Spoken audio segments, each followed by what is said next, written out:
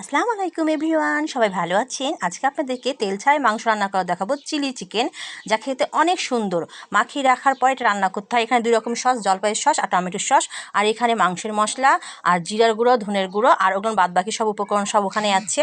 আর এখানে আমি মাংসগুলো ধুয়ে ভালো করে পানি ঝরিয়ে নিয়েছি। এর ভিতরে আমি দিয়ে দিলাম সস।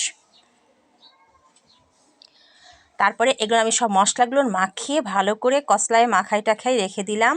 এখানে মাখিয়ে আমি চুলা ধরাই দিব। তার আগে আমি একটু লেবুর রস আর চিনি দিয়ে দিলাম, দিয়ে ভালো করে এটাকে মাখিয়ে নিলাম।